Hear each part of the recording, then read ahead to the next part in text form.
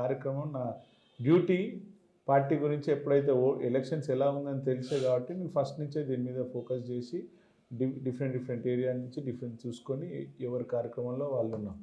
ఎప్పుడైతే నాకు నా యొక్క లాస్ట్ టైం పర్ఫార్మెన్స్ చూసి నాకు ఈసారి ఏదైతే టికెట్ ఇచ్చారో అప్పటి నుంచి డిఫరెంట్ లెవెల్లో ఇంకా నేను కూడా పాదయాత్రలు, పర్సనల్ యాత్రలు అవన్నీ చేయడం జరుగుతుంది. పోయినప్పుడల్లా ఎక్కడికి పోయినా కానీ లాస్ట్ టైంకి ఈసారికి చాలా డిఫరెన్స్ కనిపిస్తుంది. ప్రజల నుంచి వచ్చే స్పందన వేరే తిరగానే ఉన్నది. ఈసారి మోడీ గారికి సపోర్ట్ చేస్తాం.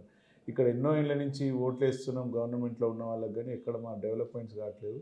కనీసం మీరన్నా ఫైట్ చేస్తారనే ఉద్దేశంతో నాకు వేస్తారనే దాంతో ప్రజలు నాకు చెప్పడం జరుగుతుంది. ఓకే, ముఖ్యంగా చూసుకుంటే ఇక్కడ గత 10 ఏళ్ళు అధికారంలో ఉన్నటువంటి బీఆర్ఎస్ పార్టీ ఈ 10 ఏళ్ళు ఏం అభివృద్ధి చేసింది, ఇప్పుడు మొన్న అధికారంలోకి వచ్చినటువంటి కాంగ్రెస్ పార్టీ ఏం అభివృద్ధి చేసింది 2 ఏళ్లలో అనేది మీరు ప్రజలకు ఏ విధంగా చెప్పగలుగుతున్నారు? ఎలాగా రెస్పాన్స్ వస్తుంది అక్కడి నుంచి? ఇక్కడ భారతీయ జనతా పార్టీ ఎక్కడికి పోయినా ప్రజలు చెప్పేది ఏంటంటే, అంతకుముందు ఉన్నటువంటి గవర్నమెంట్స్ ఏదైనా సరే గవర్నమెంట్లో ఉన్న వాళ్ళే, ఇంతకుముందు మాగంటి గారు అయినా సరే ఎవరైనా సరే అక్కడ ఉన్నారు. ఇప్పుడు 2 ఏళ్ళు అవుతుంది కాంగ్రెస్ గవర్నమెంట్ ఇచ్చి, ఏం చేసిరని ప్రజలు అడుగుతున్నారు.